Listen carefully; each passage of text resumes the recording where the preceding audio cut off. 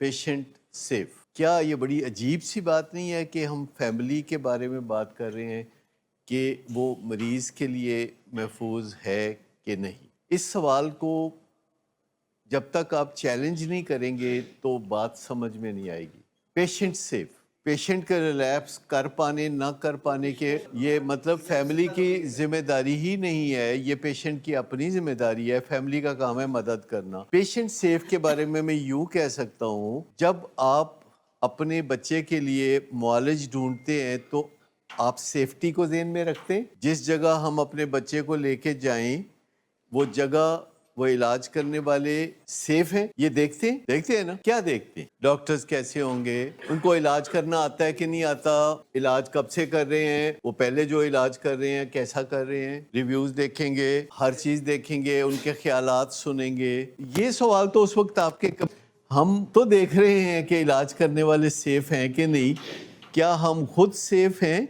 کیا اب آپ کو کچھ اندازہ ہوا کہ آپ کی اپنی سیفٹی اپنے پیشنٹ کے لیے ہے کہ نہیں ہے؟ کچھ بتائیے. کیا جب ہم یہ کہتے ہیں، اتنی بڑی بات کر دیتے ہیں، تو تسی چپ کیوں رہندے ہو؟ اسی کہنے تسی اپنے مریض لیے سیف نہیں تے ایتے تانوں اٹھ کے لڑنا چاہیے ساڈے نال.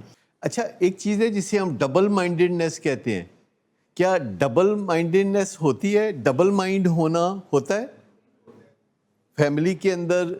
ڈبل مائنڈ ہونا، ایک دن کچھ اور سوچنا، اگلے دن کچھ اور سوچنا. مثال کے طور پر ایک دن پیشنٹ کہتا ہے کہ جی میں قسم کھاتا ہوں، آپ کے سر پہ ہاتھ رکھ کے کہتا ہوں کہ آئندہ نشہ نہیں کروں گا، تو آپ بہت خوش ہو جاتے ہیں. اگلے دن آپ کو پتہ چلتا ہے کہ اس نے نشہ کر لیا ہے تو آپ بہت ناراض ہو جاتے ہیں نا. تو مجھے بتائیے کہ جب وہ کہتا ہے کہ نشہ نہیں کروں گا تو آپ بہت خوش ہو جاتے ہیں، اور جب وہ کر لیتا ہے تو آپ بہت ناراض ہو جاتے ہیں. بات یہ ہے کہ آپ کے لیے علاج اگر صحیح معنوں میں دیکھا جائے تو آپ کے لیے، سب کے لیے علاج ایک جوا نہیں ہے. ایسے ہی لگتا ہے نا کہ جیسے ایک جوا ہے جس میں جب آپ کوئی بیٹ لگاتے ہیں تو یا آپ جیتتے ہیں یا آپ ہارتے ہیں. یہ آپ نے بڑی خوبصورت بات کی کہ ہارے تیسی ویسے ہی سا. تو چلو ہم کہتے ہیں کہ جوا کھیلنے میں کیا عرض ہے. جوا زیادہ اچھا ہے یا آپ کے پاس روڈ میپ ہو کہ یہ ہے روڈ میپ؟ دیکھیں نا، آپ کہیں کسی جگہ جانا چاہتے ہیں تو آپ کے پاس اگر گوگل لوکیشن نہ بھی ہو تو آپ کھجل ہو کے پہنچ ہی سکتے ہیں نا. لیکن وہ بہتر ہے کہ آپ کے پاس لوکیشن ہو جس میں ایک بی بی بول بول کے بتا رہی ہو کہ سجے ہو جاؤ، ان کھبے ہو جاؤ، چوک چو نکلو، گول دائرے چو انج ہو وہ تے انج کرو. زیادہ تر لوگوں کا خیال ہے کہ یہ ایک کام ہے جس میں کریں گے یا تو اس میں کامیابی مل جائے گی یا کامیابی نہیں ملے گی. دل اندر سے ڈرتا نہیں ہے، بہت زیادہ بہت ڈرتا ہے نا. نہیں، جوا ہے نہیں، جو ہم سمجھ رہے ہیں، that is beside the point. لیکن اصل میں بات یہ کہنا چاہ رہا ہوں، کلیئر روڈ میپ ہونا بہتر ہے یا گول مول ذہن میں کچھ امید ہونا بہتر ہے؟ Clear road map. لیکن آپ یہی چاہتے ہیں نا. اچھا، اب جیسے پرانے زمانے میں لوگ بزنس کیا کرتے تھے، چاہے وہ پرچون کی دکان ڈالتے تھے یا ٹیکسٹائل مل ڈالتے تھے، تو وہ پہلے کو بزنس کی ایجوکیشن تو حاصل نہیں کرتے تھے. آپ کے دادا جی نے کو بزنس کی ایجوکیشن حاصل کی نہیں کی، ٹیکسٹائل مل لگا لی. لیکن اس میں بہت سارے لوگوں نے کوشش کی ہوگی تو وہ نقصان اٹھا گئے ہوں گے. لیکن پھر 100 سال پہلے تقریباً یونیورسٹیوں میں بزنس ایجوکیشن شروع ہو گئی. آپ میں سے کوئی ہے جس نے ایسے لوگ دیکھے ہوں جو چٹے ان پڑھ ہیں اور بزنس اچھا کرتے ہیں؟ پورا فیصل آباد بھرا پا ہے. لیکن یہ ان لوگوں کو نمایاں کر کے دکھاتا ہے فیصل آباد جو کامیاب ہو گئے. تو جو کامیاب نہیں ہوئے ان کا تو کوئی پتہ نہیں کہ وہ کہاں چلے گئے، ان کا تو کوئی پتہ نہیں. پاکستان میں سب سے زیادہ جو کامیاب بزنس کرنے والے ہیں وہ تو چنیوٹی برادری ہے، کراچی میں میمن ہے. لیکن وہ کسی ضروری نہیں کہ بزنس اسکول سے پڑھے ہوں، پر یہ وہ لوگ ہیں جو کامیاب ہو گئے. پر یہ وہ لوگ نہیں ہیں جو ناکام ہوئے. تو جو لوگ ناکام ہوئے ان سے تو آپ کی کبھی ملاقات نہیں ہوتی. تو اس لیے لوگ سمجھتے تھے کہ شاید بزنس کرنے کے لیے پڑھنا لکھنا، بزنس کی ایجوکیشن ضروری نہیں ہے. لیکن آپ کو پتہ ہے نا کہ ساری دنیا میں بزنس کی ایجوکیشن ہوتی ہے اب. اور وہ جو بزنس کی ایجوکیشن ہوتی ہے وہ بزنس کے ہر پہلو سے تعلیم دیتے ہیں کہ مینجمنٹ کیا ہے، اکاؤنٹس کیا ہے، فنانس کیا ہے، بزنس کیا ہے. جو ایم بی اے ہے اس کا مطلب ہے ماسٹر ان بزنس ایڈمنسٹریشن. یہ ایجوکیشن کی ابھی بھی کوئی قدر نہیں کی جاتی. آپ کو پتہ ہے؟ آپ کو پتہ ہے کہ جو 16 سال یا 17 سال ایجوکیشن کر کے ایم بی اے لیتا ہے اس کی تنخواہ کیا لگتی ہے؟ پتہ ہے آپ کو؟ آپ یوں سمجھے کہ رینج جو ہے جو ابھی تک ہے وہ ہے 50,000 سے 2.5 لاکھ تک. 2.5 لاکھ ان کو ملتی ہے جو لمپس کے گریجویٹ ہوتے ہیں یا آئی بی اے کے ہوتے ہیں یا نسٹ کے ہوتے ہیں, کم و بیش 2-2.5 لاکھ. وہ جو ویسے ہی کسی یونیورسٹی سے پڑھے ہوتے ہیں, بے نامی یونیورسٹی سے, تو ان کو 70,000 50,000 40,000 مل جاتا ہے. جو ورچوئل یونیورسٹی سے پڑھے ہوتے ہیں ان کو بس ایویں ہی چلو 30-35 مل جاتا ہے. تو اس کا مطلب ہے کہ اس ایجوکیشن کی ابھی ویلیو تو نہیں نہ پڑی. اچھا, اسی طرح نشے کی بیماری سے نکلنا بھی سمجھا جاتا ہے کہ ایجوکیشن دی کیڑی ضرورت ہے, بس دل پکا ہونا چاہیے تے بس بندے نو نشہ چھڈ دینا چاہیے تے پھر ہاتھ جوڑ دیتے, ترلے کر لیتے, لے میرا پتر تو گڈی لے لے, تو یہ تیری گل مان لینے ہاں تے تیرا بیاہ کر دینے ہاں, چل ایک اور کر دینے ہاں. پتہ نہیں, میں نے نہیں دیکھا. میری اپنی جو نانی اماں تھی تو انہوں نے اپنے بیٹوں کی 4 بیٹوں کی 17 شادیاں کی تھی. یہ ماں باپ دی مہربانی ہے. مطلب یہ تو چلتا رہتا ہے, اس سے کوئی کام تو نہیں نہ ہوتا, اس سے مائیں خوش ہو جاتی ہیں, بچے خوش ہو جاتے ہیں. شادیاں کرنے سے تو کام نہیں ہوتا نا. کیوں ہو جاتا ہے؟ نہیں ہوتا نا, اس سے نہیں ہوتا. تو میں آپ کو یہ کہہ رہا ہوں کہ ایک تو یہ ہے کہ آپ کوششیں کرتے رہیں اور دل میں دھڑکا لگا رہے, اور ایک یہ ہے کہ دھڑکا نہ ہو, آپ کوششیں کر رہے ہو, آپ کو پتہ ہو کہ اس کے آخر میں ہمارا کام ہو جائے گا. کیا بہتر ہے؟ مطلب ایک تو آپ کو پتہ چل جائے کہ ڈائریکشن صحیح ہے. ایک چھوٹا سا لٹریچر ہم نے بنایا ہے, کیوں نہ پہلے قبلہ درست کر لیں. پتہ نہیں آپ میں سے کسی نے ابھی دیکھا ہے کہ نہیں, کیوں نہ پہلے قبلہ درست کر لیں. اس میں ساری باتیں بتائی ہوئی ہیں کہ پیشنٹ سیف ہونا فیملی کا مسٹ ہے. فیملی ڈھونڈتی پھر رہی تھی کہ کوئی علاج گاہ سیف ہے, تو فیملی پھر ایک علاج گاہ تک پہنچی. اب علاج گاہ پوچھ رہی ہے کہ ہمیں تو آپ نے چیک کر لیا کہ سیف ہیں کہ نہیں, پر آپ سیف ہیں کہ نہیں. کیا یہ کویشچن بنتا ہے یا نہیں بنتا کہ پیشنٹ سیف ہے کہ نہیں. پیشنٹ سیف فیملی وہ ہوگی جو فیملی کے ساتھ لڑائی جھگڑا, پیشنٹ کے ساتھ لڑائی جھگڑا نہیں کرے گی. سب سے پہلی بات یہ ہے کہ سیف فیملی کی نشانی یہ ہے کہ وہ ایک بیمار کے ساتھ لڑائی جھگڑا نہیں کرے گی. مجھے بتائیں, بنتا ہے کسی بیمار کے ساتھ تکلیف میں جو مبتلا شخص ہے, جو بیمار ہے, ڈیسیز میں ہے, اس سے لڑنا بنتا ہے؟ نہیں بنتا نا. تو سب سے پہلی بات ہے کہ سیف فیملی وہ ہے کہ جو لڑتی نہیں ہے مریض سے.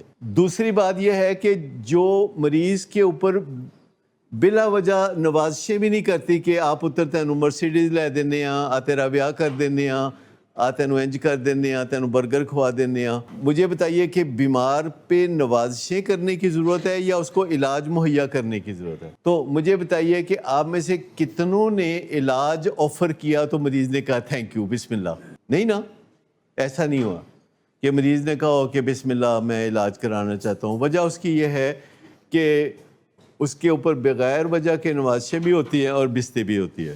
اچھا, اس میں سب سے پہلا سوال ہے کہ کیا فیملی بیماری کو سمجھتی ہے؟ اگر فیملی بیماری کو سمجھتی ہے تو پھر وہ سیفٹی کی طرف چل پڑی ہے. اگر وہ بیماری کو سمجھتی ہے تو سیفٹی کی طرف چل پڑی ہے. بیماری کو سمجھتی ہے تو لڑائی نہیں کرے گی. بیماری کو سمجھتی ہے تو بلا وجہ نوازشیں نہیں کرے گی. بیماری کو سمجھتی ہے تو ڈبل مائنڈڈ نہیں ہوگی. ڈبل مائنڈڈ کہ علاج کرانا ہے نہیں کرانا, ڈبل مائنڈڈ نہیں ہوگی. تو مجھے بتائیے کہ جو کنجی ہے وہ تو اس بات میں ہے نا کہ کیا آپ اسے ایک بیماری سمجھتے ہیں؟ کیا آپ سمجھتے ہیں کہ یہ ایک جسمانی بیماری ہے, جسم نشہ کرنے کے لیے انفٹ ہے؟ کیا آپ سمجھتے ہیں کہ یہ ایک نفسیاتی بیماری ہے, مریض اپنی کریونگ اور طلب کے ہاتھوں مجبور ہے؟ کیا آپ سمجھتے ہیں کہ یہ بیماری ڈس فنکشنل کر دیتی ہے, کام کاج کرنے سے مجبور کر دیتی ہے بندے کو؟ ایون نشے کا مریض اگر کام کاج کرنے سے مجبور ہو جاتا ہے تو اس کے ماں باپ بھی مجبور ہو جاتے ہیں کہ کام کاج نہ کرے. کیا آپ کو پتہ ہے کہ زیادہ تر نشے کے مریض کے فیملی ممبر بھی کام کاج چھوڑ کے بیٹھ جاتے ہیں, کہتے پہلے انہوں ٹھیک کر لیے پھر کام کریں گے. تو میں کہتا ہوں نال نال کام کری جاؤ, نال نال ٹھیک کری جاؤ. بدنامی اس بیماری کا ایک اور حصہ ہے. اور چوتھی چیز یہ ہے کہ یہ انسان کو بری طرح تنہا اور بے سہارا کر دیتی ہے. بیماری مریض کو اپنا آپ اکیلا, تنہا, بے سہارا لگتا ہے. اس کو لگتا ہے کہ اس کا نام انسانوں کے رجسٹر میں سے کاٹ دیا گیا. مریض کو لگتا ہے. اس کو روحانی حصہ کہتے ہیں بیماری کا. اور چاروں حصوں کا علاج کرنا پڑتا ہے. لیکن کیا پیشنٹ کے لیے فیملی محفوظ ہے؟ الٹیمیٹلی فیملی کو اگر یہ چاہیے کہ مریض ایک قسم کھا لے تو کیا وہ پیشنٹ کے لیے محفوظ ہے؟ اگر مریض ایک قسم کھا لے آپ کا کام ہو جائے پورا تو کیا پھر آپ پیشنٹ کے لیے محفوظ ہیں؟ لیکن میں ایک بات پوچھتا ہوں کہ جب دنیا کے ہر مرض میں فیملی ہسپتال میں مریض کے ساتھ رہتی ہے تو نشے کی علاج گاہ میں فیملی مریض کے ساتھ کیوں نہیں رہتی؟ ساری دنیا میں ایسا ہے کہ نشے کے مریض کے ساتھ فیملی کو نہیں رکھا جاتا، حتیٰ کہ ایسی فلمیں بنی ہوئی ہیں جس میں کہ مریض اندر جا رہا ہے اور فیملی ساتھ جانا چاہ رہی ہے تو کہتے نہیں آپ اس سے آگے نہیں جا سکتے۔ یعنی ریہیب سینٹرز نے دنیا بھر میں یہ اختیار کیا ہوا تھا رویہ کہ فیملی سینٹر کے اندر مریض کے کمرے میں یا جہاں مریض کا علاج ہوتا ہے وہاں نہیں جا سکتی، اور یہ عام بات تھی، اور ابھی بھی بہت زیادہ 90% سے زیادہ سینٹرز میں یہ عام بات ہے۔ ایسا تو بے شمار بیماریاں ہیں جس میں میڈیسن بھی نہیں لانی ہوتی ہے، اسپتال والے میڈیسن بھی دے دیتے ہیں۔ یہ وجہ نہیں ہے، یہ جو وجہ ہے آپ ذرا تاریخ کو دیکھیں نا کہ یہ جو وجہ ہے مجھے لگتا ہے کہ اس کے دو حصے ہیں۔ ایک تو ریہیب اور سیکیٹرک اسپتال والوں چاہتے تھے کہ اندر سے ان کو نہ دیکھیں کہ وہ کیسے علاج کرتے ہیں۔ ابھی بھی آپ اگر جائیں گے تو 90% ریہیب والے کہیں گے کہ جی 40 دن پیچھے تہاڈی ملاقات ہوئے گی، وہ بھی تسی اندر نہیں جا سکتے۔ اس کا مطلب ہے کہ اگر اندر نہیں جا سکتے تو اندر کوئی چیز چھپانے لائق ہے نا۔ دنیا بھر میں جو ابھی بھی 90% ریہیبز ہیں وہ کسی کو اندر جانے کی اجازت نہیں دیتے۔ کوئی اندر کوئی چیز ہے جس کو وہ نہیں چاہتے کہ لوگ دیکھیں، کچھ بھی نہیں، مطلب وہ نہیں۔ تو ایک تو یہ ہے کہ جو سیکیٹرک ہاسپٹلز ہیں ان کے اندر جو مناظر ہوتے ہیں وہ دکھانے لائق نہیں ہوتے۔ یہ مطلب کہ جو سیکیٹرک ہاسپٹل ہیں، جو ریہیبز ہیں، ان کے جو اندر کے حالات ہیں وہ دکھانے لائق نہیں ہوتے۔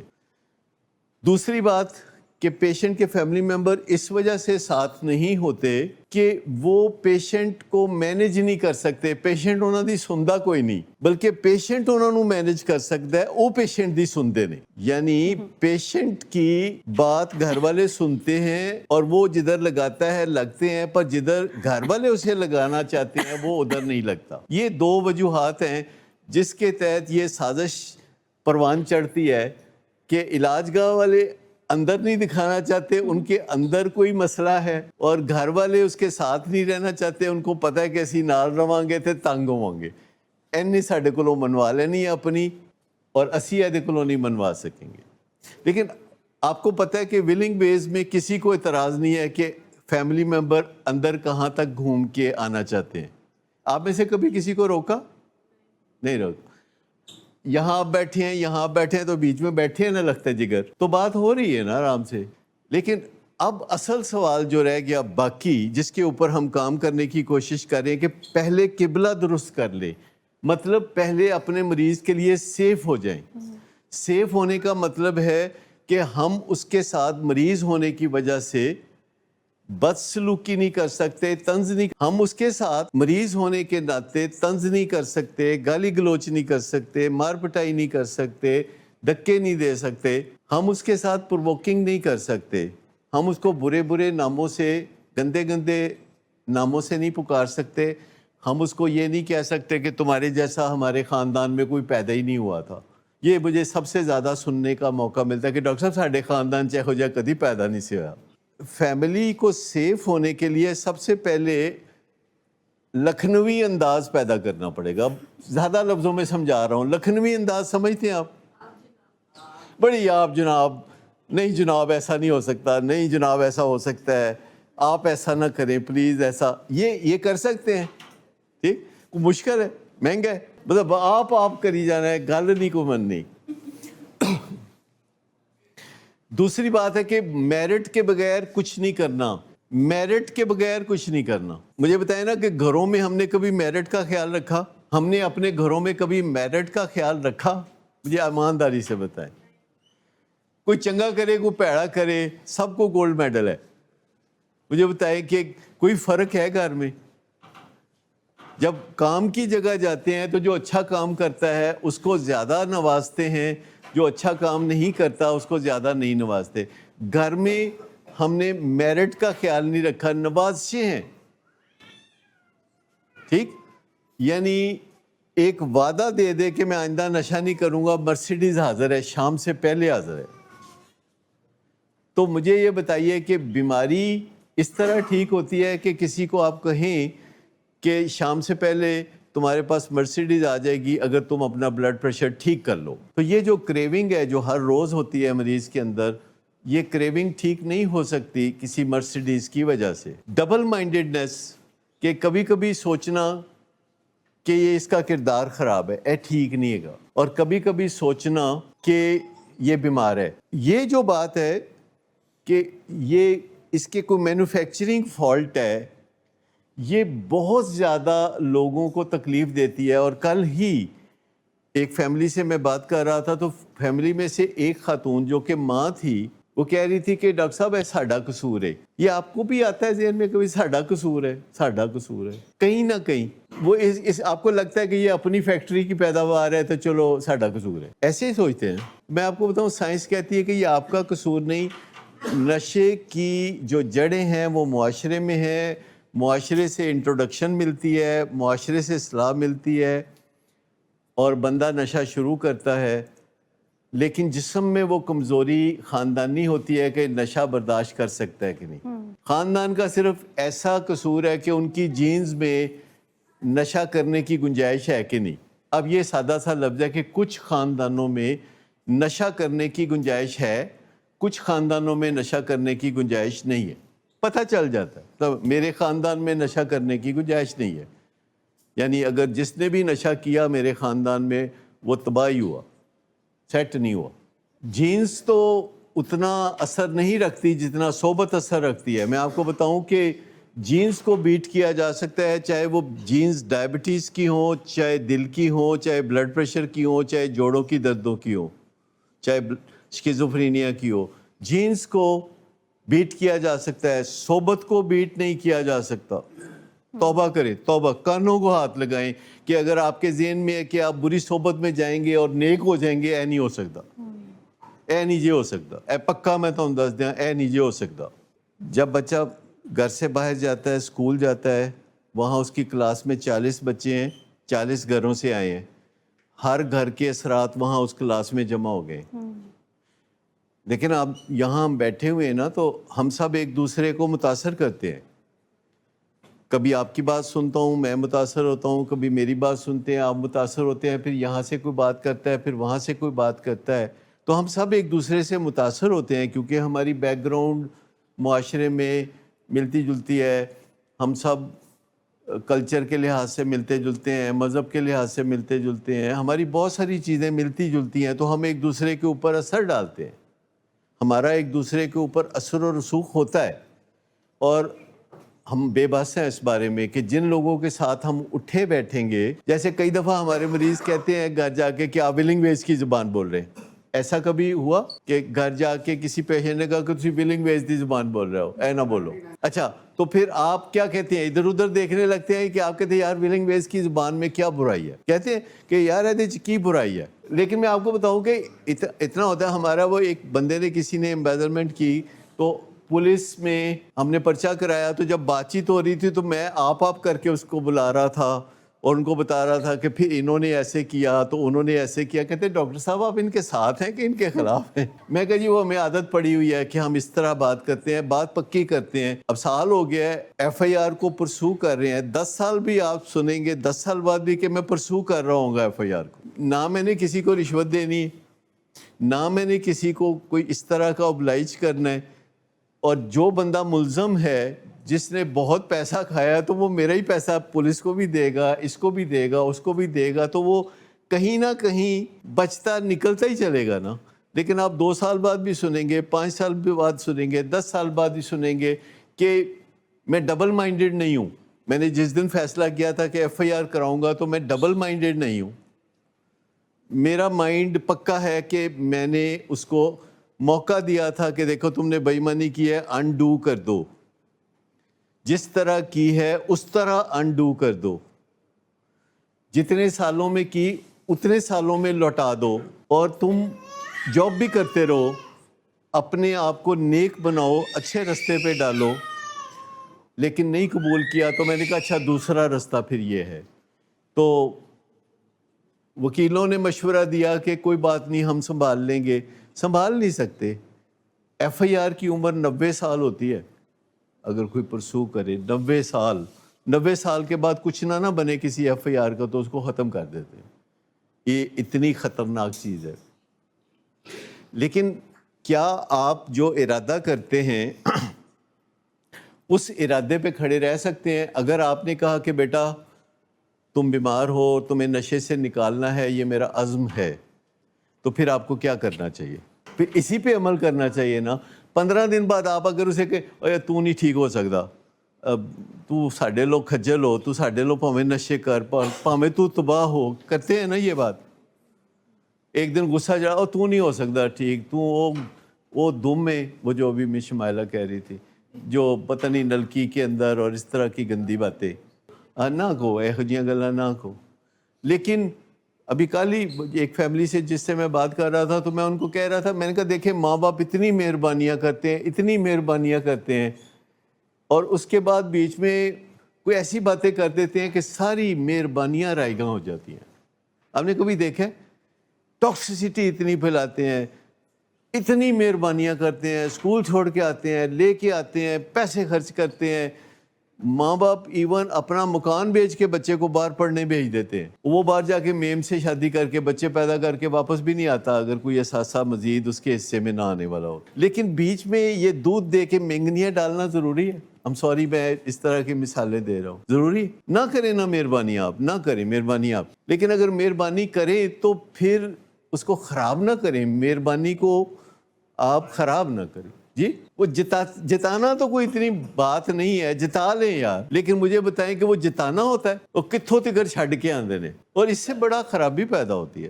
ہم نے کہا کہ یار نہ کرو مہربانیاں، مطلب مہربانیاں مت کریں، اولاد پہ بھی نہ کریں، کسی پہ بھی نہ کریں. آپ نے کبھی سنا ہے کہ جس پہ مہربانی کرو پھر اس کے شر سے ڈرو؟ سنا ہے؟ تو کیوں بلا؟ کیونکہ جب ہم مہربانی کرتے ہیں نا تو پھر ہم ضرور کوئی فضول باتیں بھی بیچ میں ڈالتے ہیں کہ جس پہ ہم مہربانی کرتے ہیں نا اس کے گردن پہ نا پھر گوڈا رکھ کے نا پھر پریشر پورا ڈال دیتے ہیں. بس سمجھے کہ ہمارے ذہن میں ہوتا ہے کہ ایتھے بند ہے، ایتھے ایسی مہربانی کیتی ہے تو ہن ایتھے بند ہے. اسی لیے لوگ کہتے ہیں کہانیاں، لوگوں کے پاس بہت کہانیاں ہوتی ہیں کہ میں اس بندے نال اے کیتا تے میں اودے نال اے کیتا تے میں اودے نال او کیتا تے پھر دیکھو نے میرے نال کی کیتا. یہ کہانی چلتی ہے نا. میں اپنی ساس نوں سویرے 4 بجے چاہ بنا کے دینی سا، میں پھر وہ گوڈے کٹنی سا تے موڈے کٹنی سا تے پھر دیکھو میری ساس نے میرے نال کی. یہ کہانیاں عام چلتی رہتی ہیں نا. تو میں کہتا ہوں بھائی فی الحال اگلے 10-15 سال مہربانیاں نہ کریں، میرٹ پہ ڈیل کر لیں.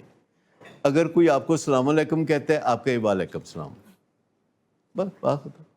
اگر کوئی آپ کو کھیر بھیجتا ہے آپ اسے حلوہ بھیج دیں. اگر کوئی آپ کو چائے پلاتا ہے تو آپ چائے پلا دیں، ایک بسکٹ بھی کھلا دیں. بہتا جڑا ہے نا اگے نہ جاؤ، ٹھیک؟ میرٹ پہ ڈیل کر لیں. اگر آپ کے 4 بچے ہیں، ایک آپ کی زیادہ خدمت کرتا ہے تو آپ بھی اس کو زیادہ نواز دیں. لیکن ایسا ہوتا ہے کبھی کہ جو زیادہ خدمت کرتا ہے اس کو زیادہ نوازیں؟ ایسا ہوتا ہے کبھی؟ اسے رگڑا زیادہ نہیں، کوئی بھی نہیں. جیڑا بہتا تنگ کرتا ہے نا تو روز کوئی نہ کوئی فساد کیتا ہوندا ہے تے کہندا مینوں اے چاہیدا ہے تے مینوں اے دے دیو تے مینوں اودے نال زیادہ ہوندا ہے.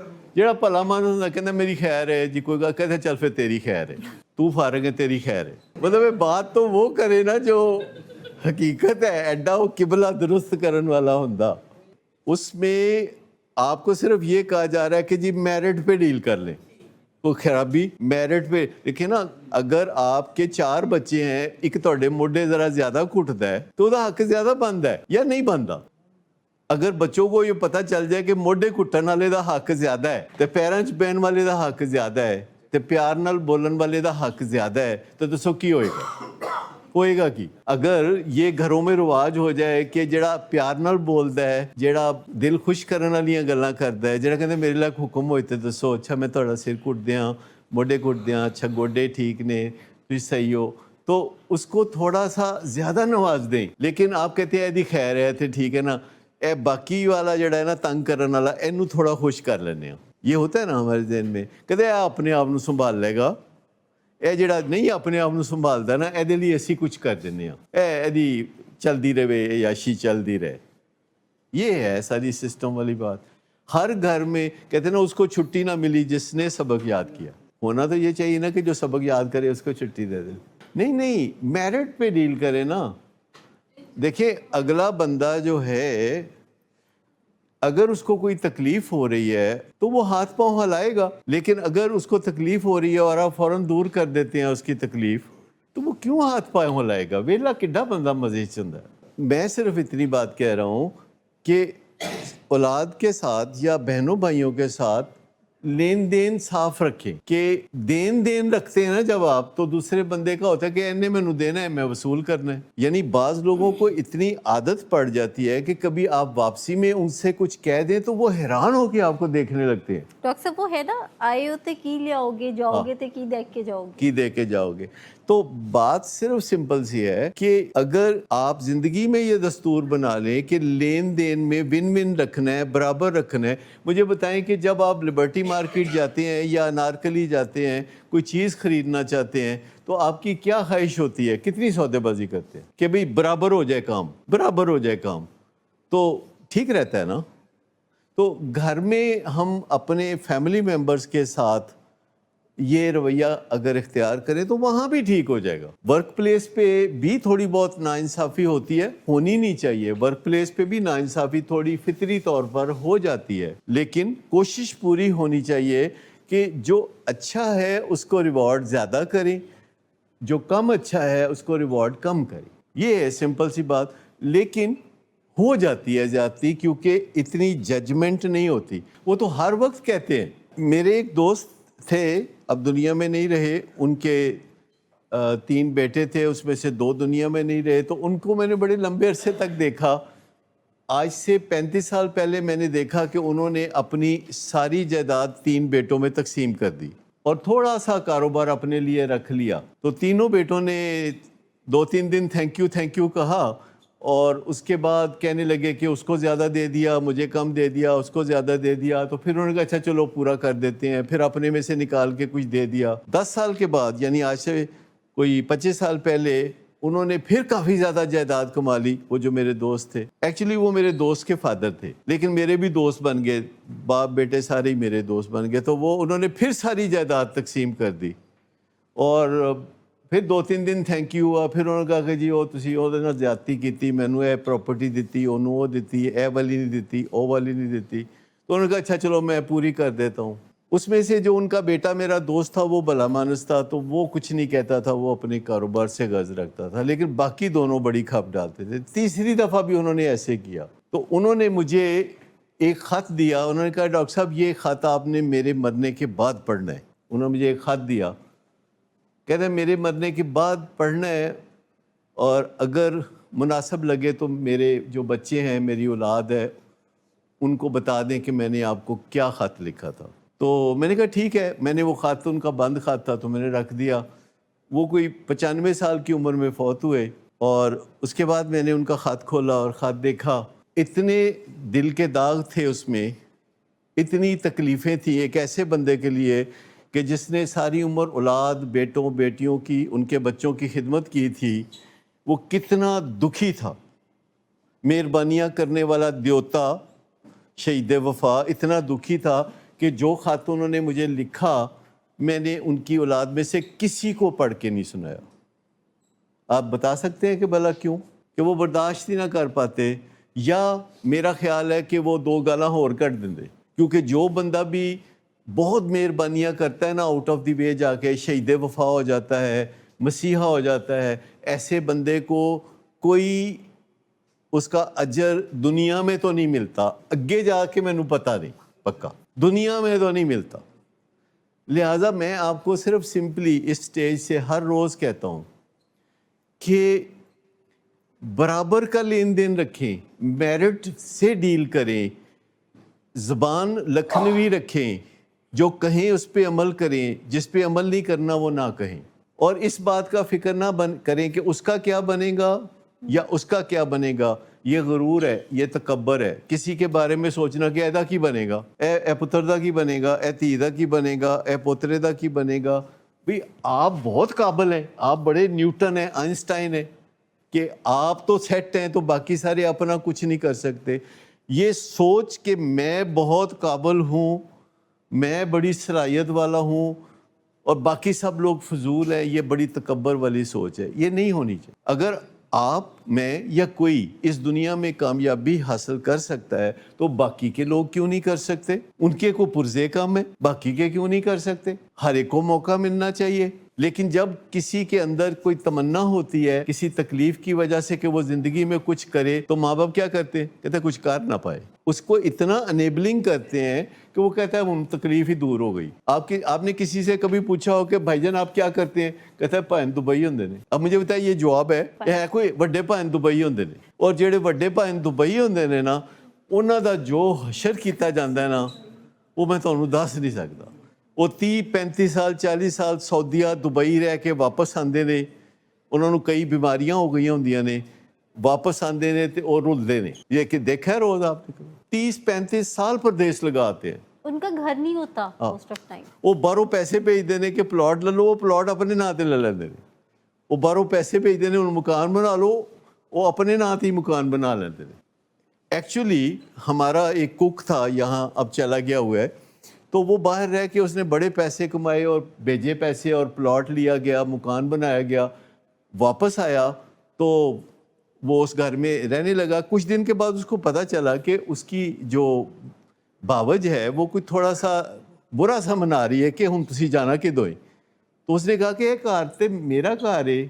کہتے نہیں یہ تہاڈی غلط فہمی ہے, تے کاغذات انہوں نے دکھائے تے میرا گھر ہے. تو بھائی کو پوچھا کہ بھئی تم نے یہ اپنی بیوی کے نام کر دیا. کہتا میں نے پیار ہی بہت ہے. بھئی اچھی بات ہے, اپنی بیوی سے پیار ہونا چاہیے, بھائی کے خرچے پہ تو نہیں ہو سکتا, اپنے پیسوں پہ پیار ہونا چاہیے. اب دنیا میں ایسے سائنسدان ہیں جو یہ باتیں بہت آگے پھیلا رہے ہیں. ایک ایسا ہی سائیکالوجسٹ ہے دنیا میں, شاید آپ نے اس کا نام سنا ہو, اس کا نام ہے ڈاکٹر فل میکگرا. یہ کوئی ہوں گے اس وقت 75-80 سال کے. انہوں نے 14 کتابیں لکھی, اور جو آخری کتاب انہوں نے لکھی اس کا نام ہے لائف کوڈز. کبھی اگر آپ کو موقع ملے تو گوگل پہ لکھیں بک لائف کوڈ, اور آپ لکھیں تو اس پہ آ جائے گا کہ لائف کا جو نیا کوڈ ہے وہ کیا ہے. وہ بتائے گا کہ بچپن میں جو ہمیں سکھایا گیا تھا ان میں سے بہت ساری باتیں ٹھیک نہیں تھیں. یہ وہ کہتا ہے کہ بچپن میں جو بہت ساری باتیں ہمیں بتائی گئی تھی وہ ٹھیک نہیں تھی. مثال کے طور پر اس نے کہا ایک بات, یہ کر بھلا سو ہو بھلا, یہ بات ٹھیک نہیں ہے. ضروری نہیں کہ آپ بھلا کریں گے تو بھلا ہوگا, سوچ سمجھ کے بھلا کریں. پہلے بات کر لیں کہ میں بھلا کروں گا تو تم بھی کرو گے. یہ اس میں جھجکنے کی کوئی ضرورت نہیں ہے. جب کوئی کہے نا آپ مہربانی کرتے ہیں تو وہ کہتا ہے جزاک اللہ, تو آپ کہتے ہیں وہ تو ٹھیک ہے پر تہاڈا کی پروگرام ہے. کہہ سکتے ہیں یا نہیں کہہ سکتے؟ نہیں کہہ سکتے, چاکا آندا ہے نا. لیکن مجھے بتائیں کہ کوئی کہتا ہے کہ جاگتے رہنا میرتے نہ رہنا, تو ہووے وہ چوکیدار تے تسی انہوں کی کہو گے باہر آ کے؟ وہ گلی چ آواز لا رہا ہے جاگتے رہنا میرتے نہ رہنا, تو پھر تسی کی کرو گے؟ مجھے بتائیں کیا کریں گے آپ؟ کہیں گے نا باہر آ کے کہ بھائی جان تنہا آپ لیتے ہیں تو سانو کہہ رہے جاگتے رہنا تے میرتے نہ رہنا. کہہ سکتے ہیں نا اس کا. تو اگر کسی کو آپ فرائض منصبی یاد دلا دیتے ہیں تو کوئی بری بات نہیں ہے. وہ کہتے ہیں جزاک اللہ, تو آپ کہتے ہیں کہ تھینک یو, لیکن آپ کا کیا پروگرام ہے؟ کوئی آپ کا بھی پروگرام ہے کہ کچھ میرے ساتھ بھلائی کر دے؟ تو بعد میں جو ہم گلے شکوے کرتے دیکھو جی میرے نال اے کیتا, یہ کہانیاں آپ سنتے رہتے ہیں نا کہ کوئی اپنے قریبی پیارے عزیز کی بات کرتا ہے, کہتا ہے جی پھر دیکھو جی اودے نال میں اے کیتا, پھر میں اودے نال اے کیتا, تے دیکھو انہیں میرے نال کی کیتا. تو آئندہ اگر آپ کو کوئی کہانی سنائے تو اس کو کہ تیرے ورگے بندیاں نال انج ہی ہوندا ہے. مطلب یہ جو شہید وفا ہونا ہے, وفا کا پتلا ہونا ہے, فلانی بات ڈمکانی بات, مسیحا, یہ اپنی ذمہ داری اٹھائیں, لوگوں کو ان کی ذمہ داری اٹھانے دیں, انہیں مفلوج مت کریں, انہیں خام خواہ سستی کی طرف نہ دھکیلیں. اور اس میں جو پہلا حق ہے وہ ہماری اولاد کا ہے کہ ان کو ہم مفلوج نہ ہونے دیں. مجھے بتائیے کہ کوئی بچہ اگر یونیورسٹی جانا چاہتا ہے تو والدین کو کیا شرطیں لگانی چاہیے؟ اب آپ کو یہ حیرت ہو رہی ہوگی کہ شکر نہیں کر دے کہ تہاڈا بچہ یونیورسٹی جانا چاہتا ہے تے تسی شرطاں لانا کیا شرطیں لگانی چاہیے؟ اگر کوئی بچہ یونیورسٹی جانا چاہتا ہے, والدین نے اس کے سیمیسٹر کی فیس دینی ہے 10 لاکھ, تو والدین کو پوچھنا نہیں چاہیے کہ میں یہ 10 لاکھ تم پہ لگانے لگا ہوں تو کیا کرو گے؟ تم کیا ہر مہینے تم یورین ٹیسٹ دے دیا کرو گے میرے خرچے پہ؟ مجھے بتائیے لاہور میں کتنے % والدین ہیں جو اپنے یونیورسٹی گوئنگ بچے کو جو لمس جا رہا ہے یہ کہہ سکتے ہیں کہ بھائی تم لمس جا رہے ہو مہینے کا یہ 10 لاکھ یا سمیسٹر کی اتنی فیس ہے میں وہ دے دوں گا بخوشی تم جاؤ، لیکن ہر مہینے مجھے تمہارا یورین سیمپل چاہیے ہوگا، برا تو نہیں مناؤ گے؟ کتنے پرسنٹ ہیں والدین جو ایسا کہہ سکتے ہیں؟ نہیں کہہ سکتے.